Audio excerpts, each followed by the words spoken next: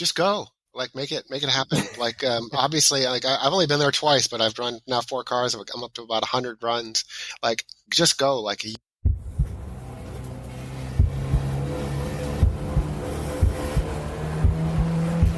Green flag.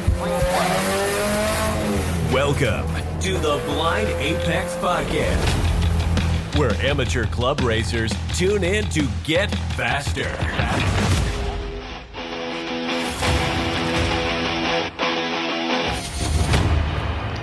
This episode is brought to you by Deechworks Fuel Systems. Visit deechworks.com for all your fuel system needs. On this episode of the Blind Apex Podcast, we're going to talk about prep for the wind tunnel and some wind tunnel best practices. I've been once. I want to go back. I need babysitters. Thank God I had them. But joining me are my babysitters, both prior guests of the show. Neither of them Honda guys, so I guess we don't have to talk Hondas for once. Both of them are methodical, organized, nerd out on data. AJ and Mario, welcome back to the podcast, guys. Thanks for having me. Yeah, thanks, Con. Enjoyed it. Anytime. It's been months now, it feels like. I actually miss you guys. So, yeah, here we are. Yeah, I miss you too, man. It was a fun time to get down there and put your car in. We never really actually even sort of did a download of all of this stuff that we learned on your car. And I don't know if you wanted to reveal those details publicly, but we could do that today if you wanted to. Maybe. It actually doesn't matter to without me. Giving away too much. Yeah, without giving away too much. But that's when I start beeping things in the podcast. So we'll figure it out. If we get we get to it and I want to bleep it, I'll bleep it, you know. Right on. But I want to catch up with you guys first. So AJ, what's new at AJ Hartman Aero these days? I'm trying to think. Since the last time we spoke, did I have my baby then? I don't think so. I had my first child about almost 4 months ago now. Just got a new CNC lathe in the shop, so we're making some more parts on that. Handful of new parts in the works, new splitter tunnels, handful of things. So yeah, keep an eye out for some new parts coming out. I may have questions, but I'm not going to do it on the podcast. But I have to write this down. Yeah, I'll release stuff soon enough. Just if you follow me on Facebook or Instagram, you'll see everything coming out. Sweet. And Mario, the blog that information overload, occamsracers.com. Just more a little bit of the blog, not much. You know, honestly, I looked at all the data and kind of like pieced it apart and did stuff, but I haven't written it all down yet. It's kind of still racing season, right? And I feel like maybe this is something I'll do over the winter, and also want to see if AJ and Al will like co-write a book with me or something. Count me in. Yeah, cool. I really think that there's so much, like, I've learned so much, and then I've slid back down the Dunning-Kruger so many times that I feel like I don't know anything. But so I've just been sort of like honestly doing not much, but just sort of doing like being the best husband I can. And Jenna, my wife, just put her arm up. But yeah, just kind of taking care of that kind of thing and enjoying my car for what it is, and not building crazy parts or anything like that. I'm sort of like in a just holding pattern. Yeah, when we first got back from the wind tunnel, you had a plethora of articles either canned and ready to go. I mean, I still get emails, so it's not like you're not producing things for the website, but I was waiting for something from the wind tunnel time. But I guess over the winter's better, and a book would be amazing because, you know, I could always use more actual reference material. So yeah, I mean, there's enough material for a book. I mean, I want to do like kind of another PDF just on Miata aerodynamics. I don't know, maybe a whole book on Miata aerodynamics. But there's something about just sort of club level aero that AJ sort of pioneered. AJ and Al have enough data to have written a book, but there isn't one. But I think a lot of people, you know, make similar mistakes or you see the same kind of stuff on a lot of cars. And I think there's like a whole opportunity there to like, well, to write a good book to help people out. Yeah, So I trust all of you guys, so I would definitely read it, and it would definitely be informative. I know that for sure. The time I spent at the wind tunnel was crazy to me. I was definitely going for the experience, but then I learned more than I ever thought I could learn, and it's because of you guys were there. Because if you guys weren't there, nobody's learning anything. We're just gonna half the stuff that we did to my car wouldn't have got done probably. So I really appreciate the invite and being able to tag along and maybe come again in the future. So Yeah, for sure. Because you only did about 9 runs or so, 6 runs, Con? yeah, it was 6 to 9. I don't remember my tear sheet, and then we added stuff. Gotcha. The morning of, that kind of thing. So yeah, I remember walking over and making you tape up a few extra things. Right, and then Mario busts out, drills and jigsaws and scrap metal, and we were doing some more stuff. So yeah, there's a tear sheet, but it's really not apparently finalized until AJ and Mario look at your car and find more stuff. So, but yeah, I'm really glad you brought your car because it showed different results than other cars. So like, not that I have that experience with that many, but like your wing was really interesting. Like it's just a 9 lives 55-inch wing. I tried the exact same wing on a hatchback. I've used a very similar wing on a Miata, but your car had much, much different results. And I think that was one of those things that like where I slid back down the Dunning-Kruger and went, why, Maybe because it was built in a garage and wasn't actually intended for that car, because it really wasn't. That wing was built in theory for a EM1 Civic Coupe, which is a much smaller, differently shaped car. So, well, but do you mind if I talk about the details just a little bit?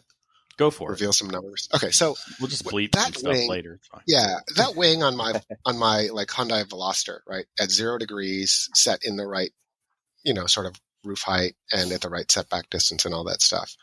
I'm looking it up right now. So 9 lives rings, 55-inch 0, had a lift drag of 3.6 to 1. So if you look at, Johnny likes to say 15 to 1 lift drag ratio, whatever. People like to quote lift drag ratios of wings in Freestream, and it doesn't really work out, right? Because 3.6 to 1 is what happened on my Veloster, right? Mm-hmm. On the Miata, that same wing at 0 degrees, here, let's see, 9 lives, something like 10 to 1, right? A lot better. On your car, it was 22.5 to 1. 22 to 1. So that's defeating. That's like better than the wing can actually do. So it must be also working as a flow conditioner or drag reducer. Like it must be cleaning up your rear wake. And then remember, I was like, dude, you've got to raise it up and you've got to push it back a little bit. And we tested that. And then it got 24.5 to 1. So suddenly your wing is making like 150 pounds of downforce at like, for a cost of 1.5 horsepower. It's shocking. And I've never seen a car behave so well with a wing as yours did. Hey man, every now and then a blind squirrel finds a nut, right? Yeah. Luck. I mean, remember when I came on your podcast, you were basically like, Mario, my wing makes too much drag. I'm losing out on the straights. And I said, I don't think it's your wing. I don't think you're going to lose that much drag. But shit, it's nothing. 1.5 horsepower for the amount of downforce you're making. I'm like, did we do something wrong? But no, because even before we had set it up a little higher and back a little bit, it was still 22 to 1. Right. Yeah. Super efficient, it seems. So. Yeah. And I think a lot of wings would have been efficient on there just because I've tried a lot of wings on my Veloster and they're all terrible. I didn't find one that was like, wow, it's so much better than the other ones. They're all like 4 to 1. Probably something. It probably has something to do with the shape of like the cockpit bubble and the rear glass, and being a, what'd you say was a 55-inch span wing? Mm-hmm. Yeah. You don't have sections of wings sitting way out in free stream air, taking advantage of, what airflow it does see. So yeah, Yeah. I noticed that too, and definitely interesting because I haven't seen anything like that either. Yep. Yeah, but somehow Con's wing, even though it wasn't sitting out in the free stream, was making that. Like we threw that wing logic on my Veloster, and I got 7-to-1 lift drag ratio because it was a wider span, 70-inch span instead of 55. So that was able to work. But I don't know if I would have put a wider wing on Con's car. Right. Yeah. So one of those very cool. Glad you brought your car events. Yeah, I'll bring it back. I'm already working with Al, trying to get louvers done for the hood and some other things, and we'll see. I may just buy a spare hood and do a hood swap if I get to go again and test it. So, but cool. Yeah, we went a little forward of where I wanted to go, but that's okay because. Mario, you've made this abundantly clear. Not everybody gets to go to the wind tunnel. And people seem to think like it's this unreachable, unattainable goal. Okay. And I'm actually the opposite of that. Yes, you invited me. It was much more affordable in the group setting that we had. But people could bring their own group. They could do their own group, and your website, you even say like, if you're going to go, bring a professional. Absolutely, because I wouldn't know anything. I wouldn't know the process, the procedures, any of that without you and AJ being there. And my tear sheet would have been really lazy and boring. So we wouldn't have tried those last minute emergency changes, but they were good to test, right? Without you guys. So right. Can we start towards the beginning in planning a trip? Can we talk about that process and how that starts?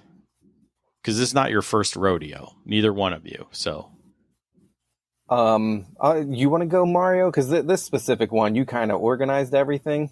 I know in the past when I went, it was pretty easy because I was just taking my own car. You pretty much just email the wind tunnel, see what days they have available. And then once you sign up for one, you're locked in. But as far as testing, I know, Mario, you can probably get into this pretty deep too. Whatever parts you want to test, just plan ahead to have all the tools you need so you can like swap whatever you need as quickly as possible. Like Con, in your case, a lot of tests were just duct taping gaps in your radiator or grill, you can run through a lot of tests pretty quick. So just planning out ahead of time definitely, get you more data for your time there. Yeah, I mean, before I went, I said I watched your videos. I messaged you on Facebook and said, AJ, I'm going to the wind tunnel. Am I just like, here's a spreadsheet I put together. Do I have my head up my ass? And you were like, no, looks pretty good. So I probably overthought a lot. I made a spreadsheet that like calculates every minute. Like what I do is I would say, you start with all the parts on the car and you methodically remove them, which is much faster than putting them on. Mm-hmm. Yes. So, if you put your canards on and you duct tape them on and then you rip one off on each side and then you do it again. And then I had all that in a spreadsheet, but, even if it takes 30 seconds to run into the tunnel and run back out of the tunnel, they have to start the fans up and run it. And so there's always 5 minutes between any run. And I would always say that any change was 2 minutes. And then I logged everything in the spreadsheet. I just said, okay, how long is this going to take to remove these? First of all, make sure everything comes on and off with, I think everything I had was 4mm Allens, as much as possible, and a 10mm. So that you're like minimal tools, zip, zip, zip. And then I'd say, okay, the splitter is going to take me 6 minutes because I got to jack up the car, or the wing is going to take me 3 minutes. And then I'd sum it all up. And I mean, we got the first time, AJ, we went to the wind tunnel, we were within like 10 minutes of projected time. Yeah. I was impressed with your level of planning. We did like 40 runs and we were like, holy crap, we were right on it. And then this last time we beat it. Like both days, like we were like, we did more tests. And Jeff was like, I don't think I've ever seen anybody swap parts as fast as you guys did. We heated up that tunnel so much that like it never even got a chance to cool down. But it does, it corrects for temperature. So it's not like that matters. It's just uncomfortable for us. But to get back to it, Con, I would say yes. So when I say bring a professional, I was so super lucky that AJ was like, yeah, I'm free. I could come down. Yeah, I'm close enough. So yeah. Yeah. Hire AJ for this for sure. I'm not going to be able to just haul 11 hours down, and help out. But if I would love to go down with people, organize a group of people. And 2 or 3 cars is, I don't know, can you do more than 3, AJ? I mean, it'd be difficult. We did 4 in one day. Me and Al, when he was doing a bunch of louver stuff, I squeezed in a few runs here and there. But yeah, I think it was like 6 to 8 runs a car. Next car, another 6 to 8. So it's doable. But yeah, you can over plan as well. The thing is, you have to move the cars in and out of a small area. Yeah. And so there, you kind of have to clear the area, open the door, back the car out. Sometimes K-turn it out. And then you have to put the next car on the pads and adjust for wheelbase and track and strap it down. So it's not trivial. And center it. Centered. Yeah. Yeah. Yep. Center it. Yeah. Centering it. Yeah. That takes the longest time. Yeah. So that's why you can't do a lot of cars. But I think it's totally doable for a couple 3 club racers to go and do it, especially if they were all like, yeah, we all have Miatas. I'd love to see more people doing that. It's not as, to me, the distance is the problem. If I was 3 hours away, I'd be there every month. I'm, I don't know, 6 hours away, and I feel like I need to be there at least annually, right? I'm sure I would make changes to my vehicle enough or figure something out every year worth testing, right? I know. So to give everybody the background, we went to A2 Wind Tunnel in Mooresville. And so I was on their website. They say it's a minimum 2 hours. So if you're going to go by yourself, you're buying 2 hours worth of time. But what do they run? 8 hours a day? So 3 cars is probably pushing it, I think. But I don't know. I've only been once. I mean, you did say you did 4, but yeah, they were quick in and outs, just a bunch of data points. If you wanted to take a deep dive into a car, yeah, 2 max. Because Mario, we were easily there till 3, 4 in the afternoon that one day, and we probably could have did another 20 runs. So yeah, time goes super fast when you're in the tunnel. yeah, it really does. It's like being in a warp, out in space somewhere. It's before you know it, you're like, okay, the car's done, and I'm like, I thought we only ran in here half a dozen times, but we really ran in almost a dozen times. So, yeah, other preparation stuff. Yeah, I think it's mostly around imagining and practicing getting parts on and off quickly, and doing it in such a way that one thing doesn't affect another. This is an area where we kind of messed up this time, which is I knew which in order we were taking things off, but then Johnny was like, "Oh, we have to test the canard with the fender cut or with the splitter diffuser," and it was shit, we had to rerun a test. And then we had some, the top started to come off at one point because we didn't have it fastened down well enough. And it was crap. We had to rerun the test. I suppose that always happens, right? A little bit. But yeah, we ran into that where I think I was joking with you in the tunnel. It's we make one change and then you pull another part off. I'm like, well, now we need to put that first one back on because now this one's off. And yeah, you can test stuff till you're blue in the face to get every single possibility option if you wanted. And the thing is, when you come home, you wish you did. Yeah. I absolutely wished I did do those ones. But you're thinking that, okay, that's another. I always think of every run as being at least about $75. So it's $600 an hour, and if you can do a change, you might be able to do 8, something like that runs. So 9 runs maybe, but sometimes it takes you a long time to do a change, like a splitter change, right? Yeah. And damn it, there goes, even just sitting around and talking, there goes $10, there goes $30. Yeah. Yeah, it you can start to hear price tags if you worry about that. So, my big thing is you're right. Is you mentioned earlier that you want to start with the car like as fully loaded as possible and then start subtracting things. At least that's what we did with my car, right? We taped off a whole bunch of stuff. We had a window plug. We did all this other stuff to the car. And then at the end, we had the baseline with the car fully opened essentially. And then we moved the wing, right? So you just want to plan to have this step-by-step process that makes it easy, but is also logically stepped, right? So you don't have to rerun. But like you said, it happens, right? Somebody will be like, oh, we should test it this way. And then you're going to have to re-zero essentially. Yeah, and that does make reading the spreadsheet a little bit complicated because you have to reference previous runs to figure out. It's almost like because you worked backwards. You didn't say, okay, first we're going to add the splitter, then we're going to add the canards, then we're going to add the wing. Because you did everything in reverse order, when you interpret the data, it helps to have someone like AJ or Jeff, the tunnel guy, showing you the reference number and like showing you how the spreadsheet works. So when you reference, you can put like a certain number in the cell, and then it gives you like the deltas based on that cell. But it's not something you're going to like look at the spreadsheet and just figure it out. At least I didn't. You kind of need someone to help you out with that. Yeah, it could be like what's it, information overload when you get all those numbers. Oh, it was overload for me. You guys were talking about this and that.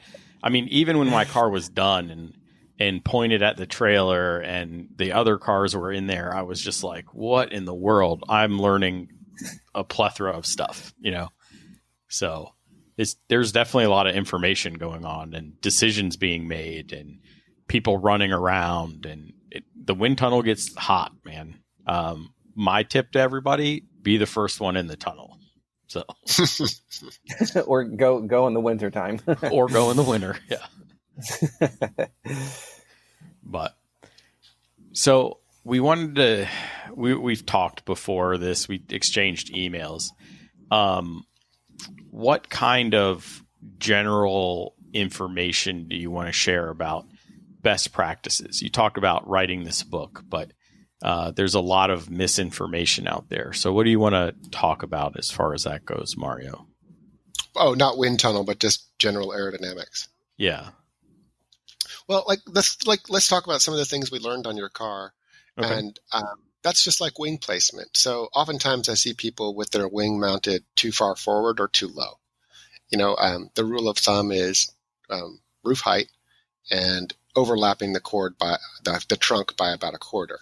So let's say 25% of the wing's cord is over the trunk and 75% over the bumper.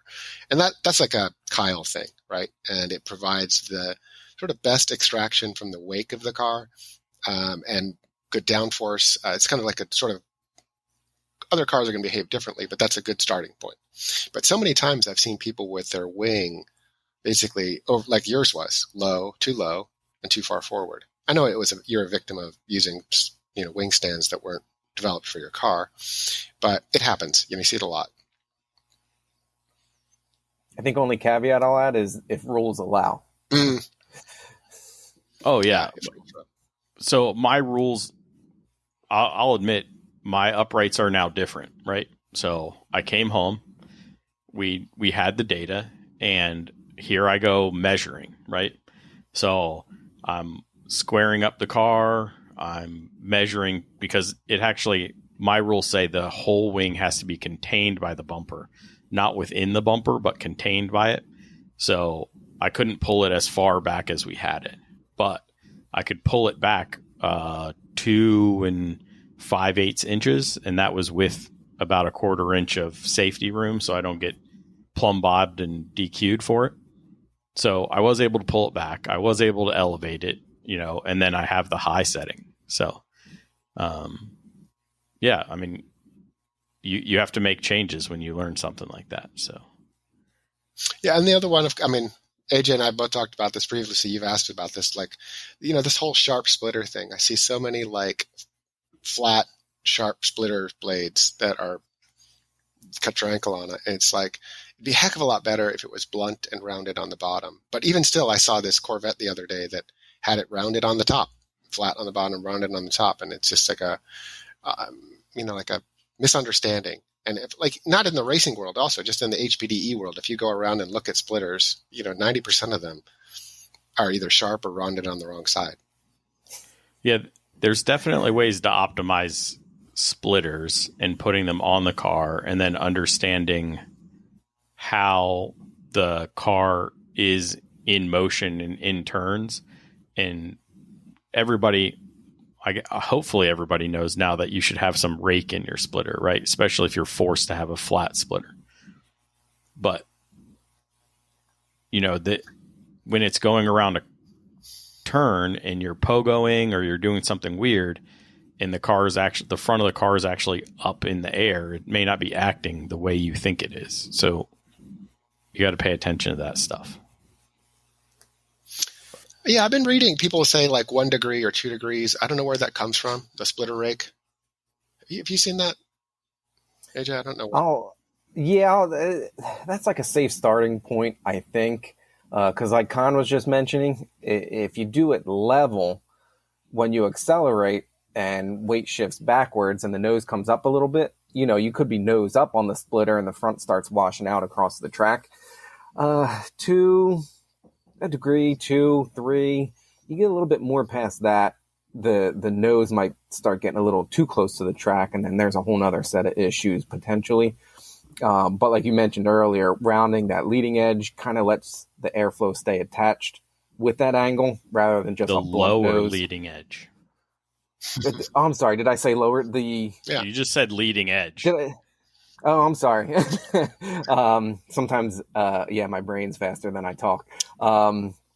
Lowering the leading edge. And if you have it radiused, you can get away with a little bit more. But then, contacting the track, that's a whole nother set of potential issues. So you can't go too low either. So like anything, there's that middle ground that, you want to try and land in for sure. Oh, I know another one I wanted to talk about was canards, because this is a special thing for me now, having learned so much about them. It's the bottom canard that does most of the work, right? So it's the lower one, and it should be really low, like 3 inches. I could have told you that one, Mark. I know. Well, we found out, this is the one where we. I also found out something else. I'm the first one to sort of poo-poo CFD, but then I did really learn some really good stuff about good, well-designed canards in CFD. So my Veloster, we tried a bunch of different canards on it, and one of them was these Varus canards, which were CFD designed, and it has a placement that comes with a template where you're supposed to put the canard. And so I put the canard there, and it made 15 pounds of downforce, which isn't a lot, right? Considering that my lower canard makes like 80, but 15 pounds of downforce, but it didn't have any drag, like the tiniest amount of drag. And I was like, you don't get that by luck. That's good CFD design and figuring that stuff out, right? Likewise, when we had the Miata in there, we had the 9 Lives Carnards, and you can use 1 or you can use 2. And if you use 1, it's kind of like 70%. It's higher up, right? And if you use 2, there's a higher one and a lower one. And it was really interesting to see that, like, because we were like, Johnny and I were like, let's bet which one has the most downforce. And I said, the bottom one's going to make the most downforce. And he's like, no. The top one's going to, in the CFD design spot is going to make the most downforce. Well, I won that battle because the bottom one did make more downforce. But after looking at the data, the one that was in the CFD design spot actually had a better lift drag ratio. So it's really interesting to me that, like, the way that canards sort of play off of each other, like sometimes 1 is better, sometimes 2 is better, while the bottom one does most of the work. Sometimes the top canard in a 2 canard situation actually reduces the drag in the entire system. And from what I just saw in this Miata, I mean, it could be different on lots of different cars. I did look at some Corvette data as well, and I saw that in that one, the bottom canard was better than the 2 together or the one on top. And you'd never know those things without taking it to the tunnel, right? It's so personal to the car. But I would say this as a general rule. This is my round the bottom of your splitter, put the wing at roof height, overlapping the trunk, and put your lower canard pretty much as low as you can get it. I would use 2 canards as just like as a guideline, but I see so many canards that are way too high, and also kind of too far, too steep, steep, and maybe even too far back. Like it almost seems like people think that they behave as a wing, so they make them with a lot of planform area and like kind of too far back, but they're kind of like benefiting from this sort of span-wise air that goes across the car. So they kind of, the air goes sideways on them, you know? But I'm just learning, next year I'm going to be like, I didn't know anything about canards.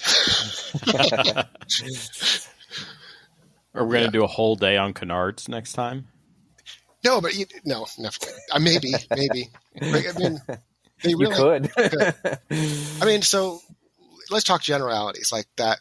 A lot of the splitters I've seen so far have made around, let's say, 130 to 150 pounds of downforce, right? If they're just regular splitters. It's hard to get more than that, right? But canards could add, and some of them make only 100, right? So canards could add, like on that Miata, like 40 pounds. Or on my Veloster, 100 pounds. Or AJ's canards probably make more than that. Like, there's a whole, I guess I don't know where I'm going with this. I just wanted to say that like front downforce is highly variable. Like you could be like, I have 100 pounds of downforce, I have 350, and both are totally possible with what looks like the same thing. Yeah, and it's about the details you were talking about, right? Like rounding the edges, the angle of attack, Radiator ducting. Yep, that's a big one. There's a lot on the front end of a car to work with. Yeah. With as many cars as I've been to the wind tunnel with, I've seen cars with huge splitters still make front lift, and I've seen cars that look relatively tame on the front, but those tiny details are taken care of, make a couple 100 pounds of downforce on the front. So yeah, the front has a lot more going on than the rear, like Mario was saying, like canards, duct in your radiator, louver, splitter tunnels, angle of the splitter, how well is everything sealed, all kind of goes into like the total front, so yeah, a lot more details on the front going on. Oh, another best practice, as you mentioned, I would say that like the best practice is to read all of Al's PDFs, his 27 PDFs on the Race Lever site. Like he's done so much of the heavy lifting for aerodynamics, like front end aerodynamics. And like, I see so many bad hood vents, right? Hood vents are one of those things where it's one of my next articles is, it's one of those things where you get downforce and drag reduction. Not everything does that. Splitters do that. Very few things you're going to get this sort of like magic of less drag, more downforce. But they also aid in cooling. So it's like you get 3 things out of hood vents. And you could use like those stamped steel things from like Home Depot, or you could print yourself some 3D ones and all that shit. And you'll never melt. Yeah, exactly. And you're just not going to get what Al gets out of race levers. Like it's just proven. It's there in the data. Yes, he sells a product and you might be like, I wonder if that's true, but it's got to be. And like, it's the louver has to going to go below the surface as well as above the surface, and the sort of shape and the size and all that stuff he's worked out. And I would just like everyone who's wondering about hood vents should just go buy race louvers and just buy once, cry once. I don't disagree with you. After interviewing Al, and at this point it'll be probably 10 or 15 episodes ago when this one goes out, he really knows his stuff. And he could just keep talking about it. I'm sure I read a lot of those PDFs to prepare for his podcast, and I was just overwhelmed. It felt like, but he knows all sorts of stuff, So why? Yeah, he gets into it deep. Yeah, real deep. And if he's got something to say and he's got data that it backs it up, from the wind tunnel, you have to sort of be like, okay. Well, I guess you have to be open to being wrong, right? It's just part of this. It's a perception game. I think I know, but now I see something new. You guys learned something different about the 9 Lives wing on my car. So we know that it's car to car, essentially. But it's like that for everything in the aerodynamics world. That's what it seems to be from the reading that I've done. I think to a degree, yeah. I think a lot of stuff, though, it's like if it makes downforce on one car, it'll make downforce on another car. I'm trying to think if I've ever seen anything go the opposite direction. What I mean by that is like if you do a modification to one car and it makes downforce, if you do a very similar thing to another car, it ends up making lift somehow, if that makes sense. But yeah, the degree to which it happens, yeah, it can be very vehicle specific. I mean, we sort of talked about this beforehand. You were saying, somebody was claiming 400% here or there or whatever. And we talked about the difference between the claims of percentages and the claims of pounds, right? So if it makes 50 pounds on my car, designed this certain way, maybe on Mario's car, it makes 150 or 100, So it will make downforce, but how much? And is it really optimal for your car? So those are the games, I think, those are the games that I wrestle with when I look at my car. Because lately I've just been looking at it, not actually working on it. But well, and that brings us to the whole point of going to the wind tunnel. Like, you could look at the canards that were on the Miata, and they are sizable, and they have a sort of aggressive lip on the edge, like a wicker, and they're not too different from the canards I had. But they're making 40 pounds of downforce on a Miata, and my like shitty street sign ones are making 100. Why? I have no idea. And then reverse it, like. The wing is so much better on the Miata and so much crappier on my Veloster, right? I can make front downforce like no problem, but I have a really hard time making rear. And you couldn't really just know that, unless you did a lot of testing, which is another reason why I keep coming back to this whole like lift drag ratio of wings in free stream is sort of horse shit, because the wing, like the shape of the car has more to do with the downforce of the wing than the shape of the wing. That's what we're learning. Like from 3.5 to 1 on my Veloster to 24.5 to 1 on your Civic, same wing, same distance, same angle, same everything.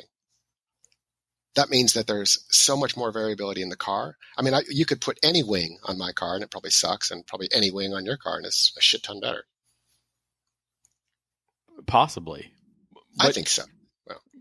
Yeah, maybe I'd agree with that one. Yeah, maybe not APR GTC 200, but other wings. Not sponsored by APR for sure. I'm just joking. People joke. Mario can say what he wants because he's not a company that sells parts. That's right. So, what else do we want to get into, guys?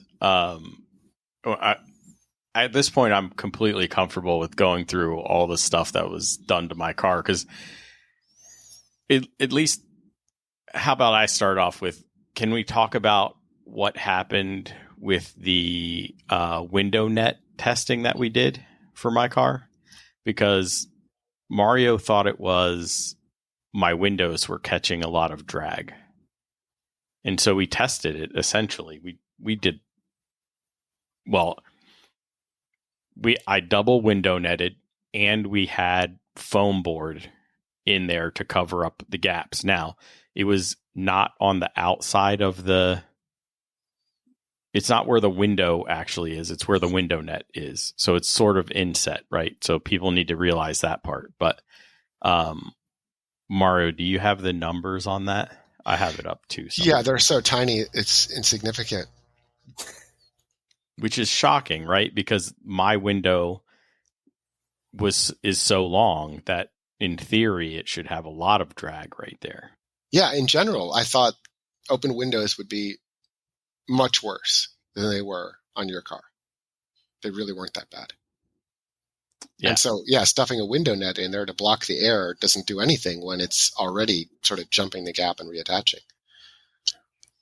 Yeah, and so this is one of those things. So after everything was done, I came in and Johnny was like, I really wish we would have tested with the mirror removed.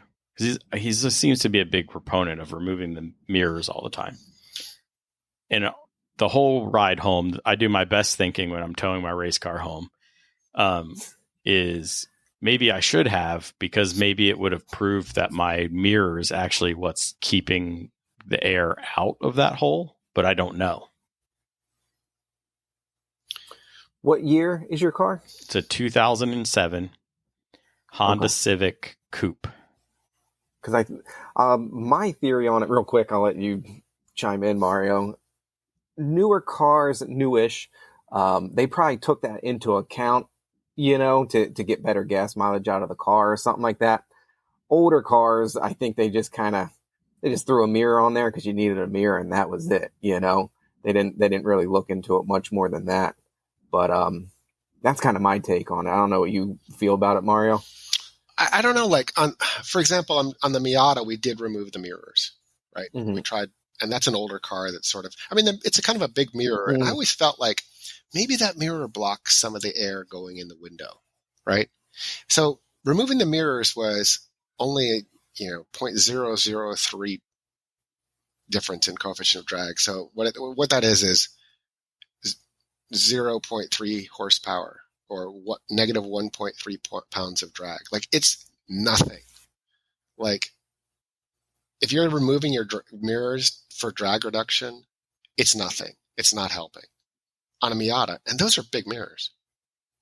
And I think they might be helping to reduce the amount of air going in the windows. It's hard to tell, but removing them doesn't really do shit. Okay. Yeah, but Colin, you weren't there when we did the Miata, right? I was there for most of. Oh, you were. Most of it, yeah. Because we did other things like putting a gurney flap on the A-frame, on the A-pillar, or putting another one on the roof line, and those did reduce drag. Like, those had benefits to drag and lift that the mirror did not. Removing the mirror was like nothing. I don't know what's going on with your car, but because we didn't try it, we'll try it next time. But I'd leave the mirrors, honestly, based on what the Miata did. So when you're talking gurney flaps, are you talking like the rain drip stuff? Yeah. Yeah. Remember we put like a piece of Anglo aluminum just on the A-pillar, like right in front of the window, and then we tried it again on the roof line, to try to keep air from curling into the cockpit over the roof, and both of them worked. I believe we tested them separate, but not together. That's right. Yeah. Yeah. But they were each worth about half a horsepower or some small amount of whatever. But it was kind of interesting because I've always wanted to try that. Kyle was always like, that's not going to do anything. I mean, it's not much. Let's just say it's not much, but it's something. Every little bit helps. Yeah. It'll start adding up even at 0.003, Mario. Oh, yeah. So the drip rail on the top was worth half a horsepower. The A-pillar was only worth 0.2 horsepower. But yeah, that's kind of crazy. It was just a 3/4 inch piece of Anglo aluminum run along the upper edge of the hardtop.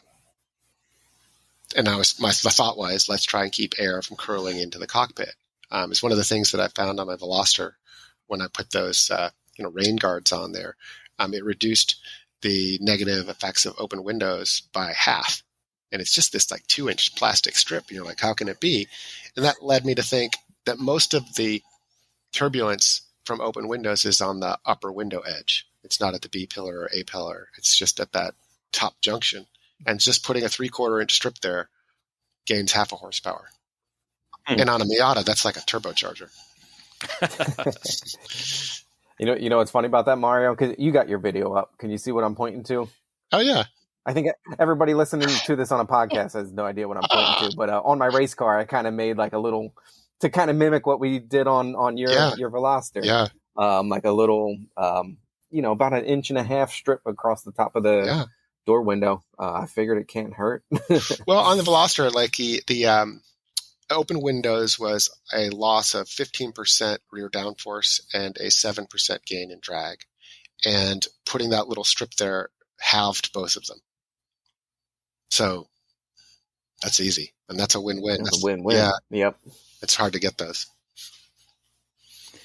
The other thing that I was really surprised, because early on in my complaints about my new car was, oh, I'm getting pulled on the straightaways all the time, right?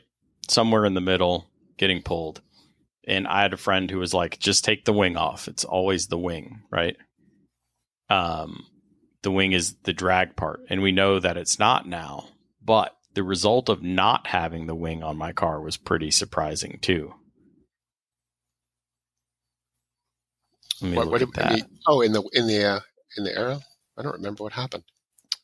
It had a ton of lift on my car, apparently, when I removed that. Oh, yeah. Yeah. Yeah, so if you went on track with no rear wing, the car would probably almost be undrivable. Now, is that because we're measuring with the front downforce on the car? Like the front splitter and everything was still on the car? I think it's a little bit of both. So you get some leverage from the front splitter in front of the front axle, but you also got to think the shape of your roof and rear hatch is just naturally causing lift in itself. So that's why we always like to do a no wing run, because that's kind of your baseline. Mm-hmm. So then when you throw the wing on, let's say simple math, you're making 100 pounds of lift on the rear, you put a wing on and you're now making 100 pounds of downforce, the delta is 200 pounds. So yeah, not surprising that you were getting that much lift in the rear, with the no wing run. Okay. Yeah, I mean, people always are like, oh, it's a front wheel drive car, you don't need a wing.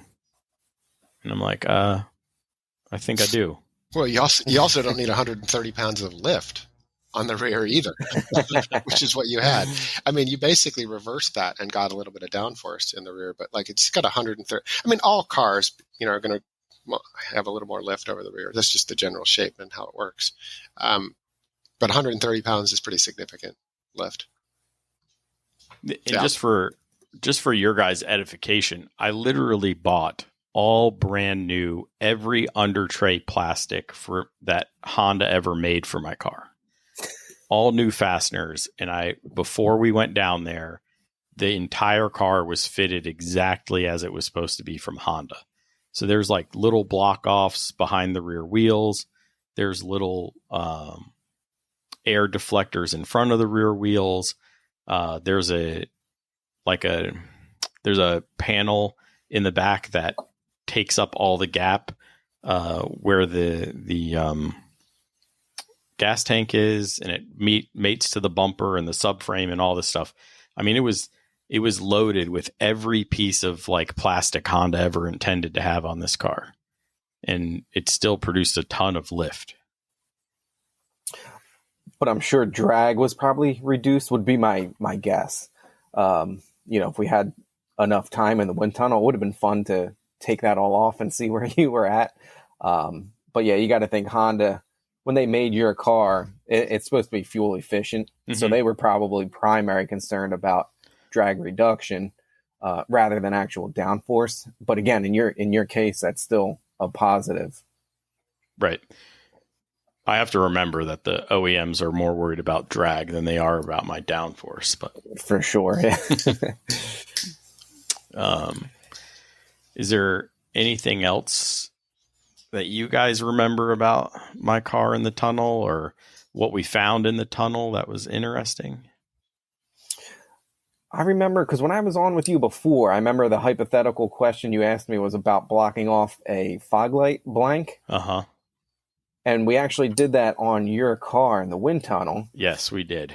And I believe the run with the duct tape over your fog light blank. Now on your car, to be clear, it has like a recessed plastic, so it's kind of blanked off already, but has a little bit of like texture to it, if you will. Correct. It's like a faux fog light in there. Yeah, and I believe that being OEM was slightly better than when we just slapped some tape across it. You looking up that data, Mario? Yeah, it's so small though. It's it's minor. Yeah.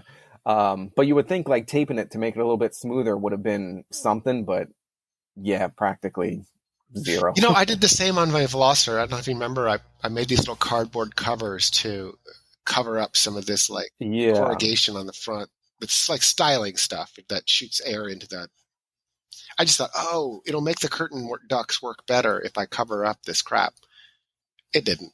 The OEMs have some stuff figured out for sure.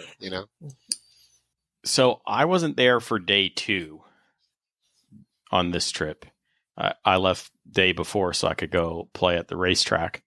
What was going on day 2? So day 2 was the second part of my Veloster tests, in which I found out some, again, like sliding back down the Dunning-Kruger. I've tried a bunch of wings on my Veloster, and I spent a lot of effort trying to make wing mounts and wings and interchangeable shit so I could test it. And then one of the things that we did is we stuck a little 1-inch gurney flap on top of the spoiler. Like the Veloster end has this funny sort of OEM kind of wing kind of spoiler thing. There's a small gap underneath it for air to go through. And I was like, I don't think this is going to do shit. This is going to be like 20 pounds of downforce.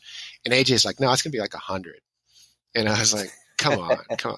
So we throw this thing on. We just duct tape this piece of aluminum on. And it outperformed every wing that I've tested on my car in lift drag ratio, like 4-1. I mean, it's only making, let's say, 130, not only, I mean, it's making 130 pounds of downforce, whereas the wings were making, like maybe 170 to 190. But not losing any front downforce because it's aggregating pressure on the roof. So it actually made like 9 pounds of front downforce. And the lift drag ratio is like better than my wings. And it just like, again, sent me into tailspin. But generally, like spoilers have worked way better than I thought they would. On the Miata, on my Veloster. I mean, it's incredible. And then Peter Lou's Supra, which we really shouldn't talk about. So I'm going to tell you all of the details. You're going to pull a Johnny on us. No, he tried a bunch of really cool stuff. Like he tried AJ's 14-inch wing, and we tried a couple of different 9 Lives sort of dual wing. He came in there with a 9 Lives wing and the secondary wing set at what looked like a 45-degree angle, I think. Right? And, a dual it was element. Steep, yeah. yeah, dual element. Yeah, it was the dual. And AJ and I looked at that and went like, no, you're going to have to back that off. He's like, no, it works great like this. So we tested it in the wind tunnel like that. And then we reduced the angle to where it should be at like 35. And it just went boom. It was like, wow, that's what the wing wanted. And which is a good thing. Like, again, like, so you can have your butt dyno or whatever it is, and you're on track and you're like, this works. It makes the car feel great. And it's such and such. But then you go and into the wind tunnel and you find out, oh shit, I was like losing 10 horsepower and 30 pounds of downforce by raking the second element too much. Yeah. But I think that happens when you make a change, when you're like, okay, everything's set to 0. Let me go to 45 instead of working it methodically through incremental steps. Peter's pretty methodical. I think he would have gone through a lot of steps. And okay, yeah, he's I don't know how he arrived at such a steep angle, because he does have some crazy ideas, like those X-wings, those wings that come up out of his front wheel wells. They look wild. And they, he's again experimenting. Those are dual element also, and he needs to experiment more with the angle of attack and other things. So we're okay. Yeah. Man, I missed a lot. Wings coming out of your wheel wells? Yeah. You haven't seen that? No, I missed it. I won't race next time. I promise. Well, let's do it again. Let's plan it. What do you have in your next kid, AJ? Right? No plans yet. I'd love to do it like when it's a little cooler out. Maybe in the spring, or maybe I don't know if we can make it down there in the fall. But I got to go once a year, I suppose. Hey, while I have both you guys on, I'll be going soon enough. When are you going? Probably in the fall. I think I'm going to take the GT350 because even though I have wind tunnel data on all of my wings, I have yet to do all my wings on one car in the same day. Okay. So I want to do like an ultimate wing day at the wind tunnel. What's your plus some other stuff. God? I would love to send you a wing. I'm building this wing right now, but what is? Yeah, I'd have to know your distance between them. The Shelby, I believe, is 18. Okay, the wing I just made is 18 and a half. Oh, 18 and a half, there you actually. go. If you can do them. Okay. Yeah, that's easy enough. Yeah. Yeah, I'm making a 13-inch cord MSHD. It's 71-inch span. So the MSHD looks a lot like a Selig 1223, but it has more camber. Like the shape of it. Gotcha. If you looked at it, you sort of flatten it out, and they'd look the same. So that should be an interesting. I want to try that guy in the wind tunnel and see what it does. It's a big wing, but the Veloster, I realized, needs span. I definitely need as much span as I can get. The short wing does not work on that car. Works on Khan's car. Which still doesn't make sense, but whatever. There's different shapes. So, well, let's talk about that just for a second, because it's such a mystery how one wing can be 3.6 to 1, 10 to 1, and 24.5 to 1 at essentially the same height and angle. What do you think, AJ? At that point, what changes is the car in front of it. So, yeah, air getting fed to it is just that much different for sure. And to kind of tack on to that, anytime a wing gets steeper, its efficiency drops. Prime example, my little 8-inch wing. You guys familiar with Dewey and his Subaru? Mm-hmm. So in the wind tunnel, he had it set at like 18 degrees, no gurney flap. And I did the math, and it was about a 1-to-1. So that just means the wing was so deep into a stall angle that it was terrible. We ended up putting it down to 0 degrees, put a gurney flap on it, made more downforce and way less drag, and the wing in that configuration was around 21 to 1. So same wing, same car, just angle. It's that different too, So yeah, Mario, wings are interesting for sure, depending what car is on them. The flow going to them, and the wing configuration in itself. Yeah, it's all interesting for sure. Wow, so you've seen 21 to 1 also in that range. That's crazy. On my 8-inch wing, yes. Even still, just like it seems to outperform what a wing itself can do. Like if you play with airfoil tools or big foil and you try, in free stream stuff, it's hard to beat anything like 14. Well, I think it is in the wind tunnel, you got a little bit of leverage helping you. Because remember, we're measuring downforce at the wheels. Mm-hmm. So with the wing being way set back, that 100 pounds at the wheels could be 130 or whatever. You can kind of account for that with some math, but I think that's why you might see a little bit better in the wind tunnel in certain configurations. Your Veloster, that's kind of a different story, being a hatchback, but yeah. Dude, I just took all the wing shit off of there, and I'm just running a spoiler now. Like just a tiny little with a little gurney. Yeah, gurney on it right now. After all the work I've done, that was funny when you're like, oh yeah, like 20 pounds, and I'm like, nah, you'll be like 100 pounds or something. It was well over 100. Yeah, and the best lift drag, I can tell you what it was, but yeah, it doesn't matter anyway.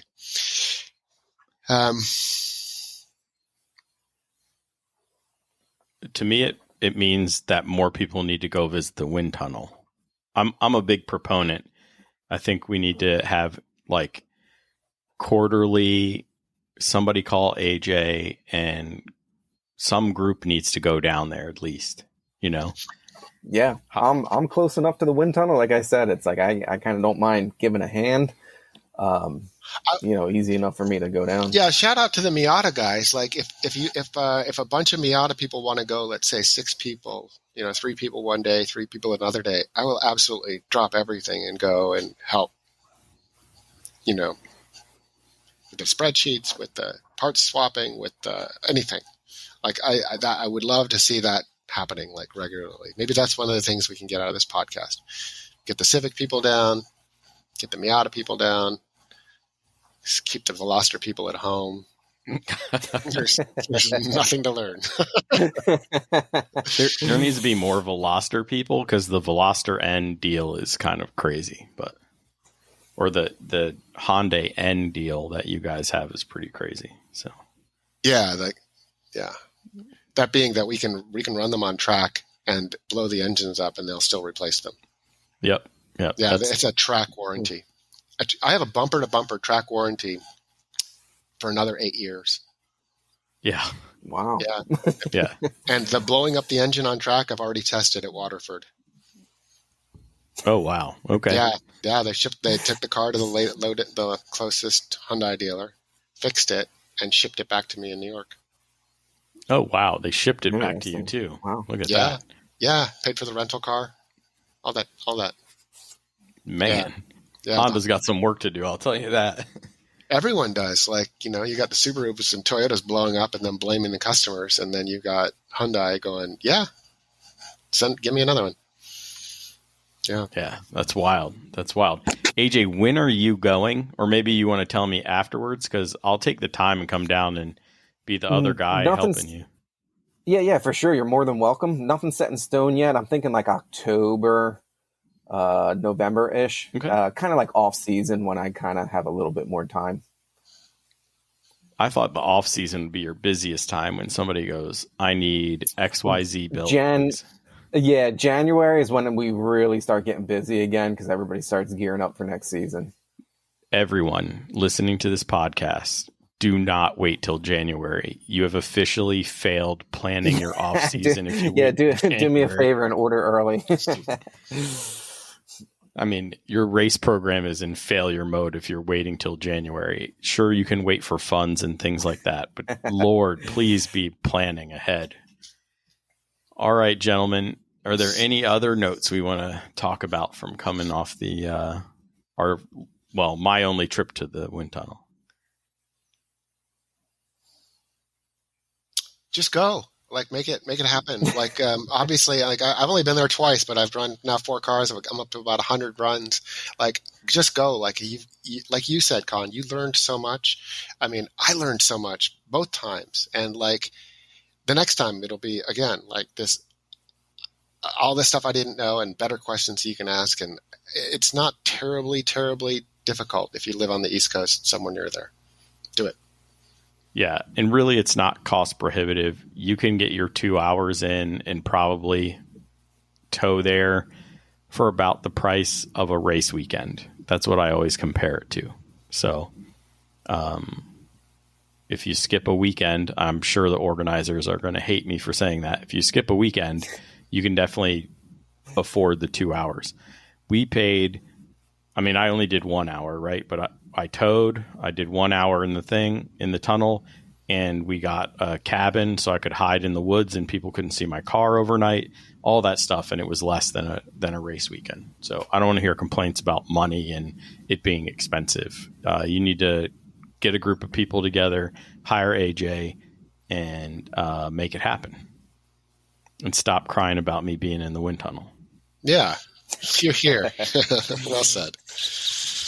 All right, gentlemen, it's been a pleasure. You guys are always welcome back.